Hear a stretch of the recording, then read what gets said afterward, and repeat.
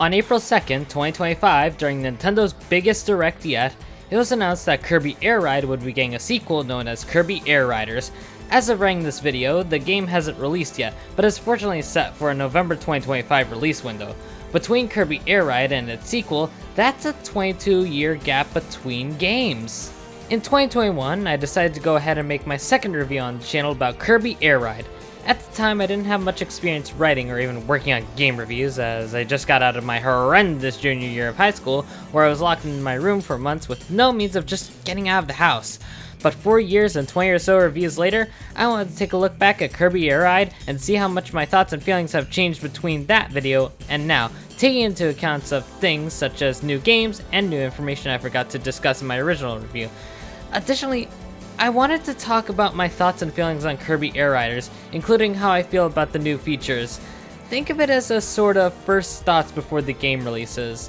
But with all that said, let's dive once again into the world of Kirby Air Ride and see how my view has changed on this game.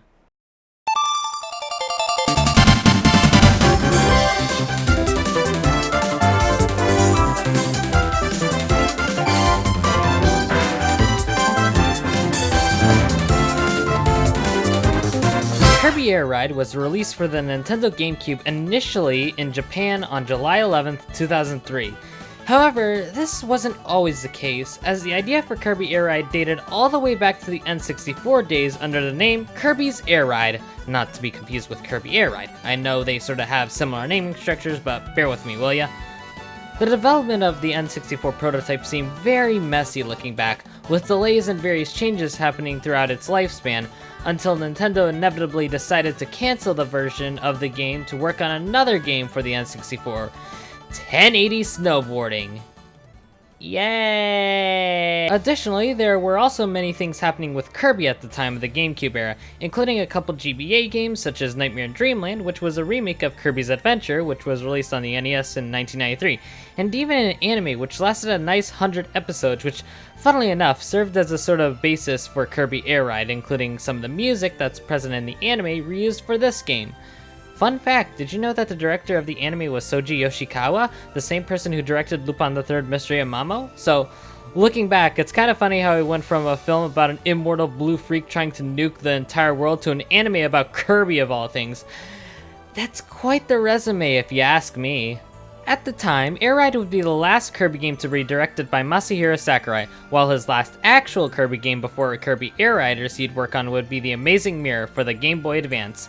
After that, he'd leave HAL due to constant pressure from the industry, though later on he'd form his own company, Sora Limited, where he'd continue directing games including Kid Icarus Uprising, and more famously, the Super Smash Bros. Series.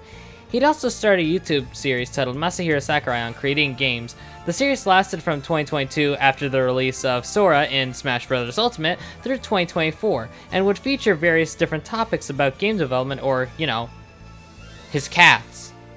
Nah, but I don't blame him, I like his cats, they're kinda cute. As I've gone on record saying, Kirby Air Ride was met with mixed reception among critics, while I went on and said that this game is actually super fun, but looking at it more, what do I think of it now? Do I think my opinion on it has gotten better or worse? Kirby Air Ride's gameplay is simple and straightforward, using one button for pretty much anything you can. This can include charging up your star for a boost, eating enemies, using their powers, pretty much anything, aside from steering though. I think Kirby Air Ride's controls, for how basic they are, really make Kirby Air Ride, well, Kirby Air Ride. The game is split into 3 modes: Air Ride, Top Ride, and most famously, City Trial. Each mode functions the same, but has its own gameplay style to them. However, the thing you'll probably be mostly looking at is the checklist, which sorta acts as the basis for future Smash games when it comes to completion. I think the addition of the checklist adds a lot of replayability to the game, allowing the player to get all sorts of unlockables such as different stars in Air Ride, different colored Kirbys, and even the option to play as both King Dedede and Meta Knight, which is super cool. But enough about that, what are the actual modes like? Starting off with Air Ride, it's your run-of-the-mill racing mode, and that's really it. Okay, that's actually a lie. Air Ride is straightforward with its rule set. Do a number of laps on the track or race for as long as you can until time runs out. That's it. Top Ride is basically Air Ride, but the maps are more condensed and have a top-down angle for viewing the racetrack. The key difference is that in Top Ride, a lot more crazy shit happens. It's not like Air Ride where you have to inhale enemies to get powers. No, to get powers, you just need to acquire these little items on the track and let the chaos ensue. Unfortunately, the mode is only limited to 2 stars, the Free Star and the Steer Star, with the former allowing you to steer in any direction and the latter only letting you steer left and right. Just play with the Free Star at that point, you know? Now for the main attraction of Kirby Air Ride, or the one most people gravitate towards in terms of playing the game, City Trial. The main idea of this mode is that 4 players are thrown onto one giant map, going around and collecting upgrades for their ride star, more on them later. This mode, in my eyes, is what I consider the first 3D Kirby game with platforming, even before Forgotten Land, which actually got announced and was released sometime after my first look into Kirby Air Ride. Amazing how time can fly.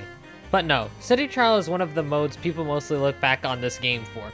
Personally, I really like Air Ride for what it is, but I can't deny the impact that City Trial had on those who were fans of this game. Oftentimes, City Trial can become super hectic with various events happening on the map. For example, sometimes Dynablade will swoop down and fly to different positions on the map, a thick fog will sometimes roll in, items will begin bouncing, and so much more can happen.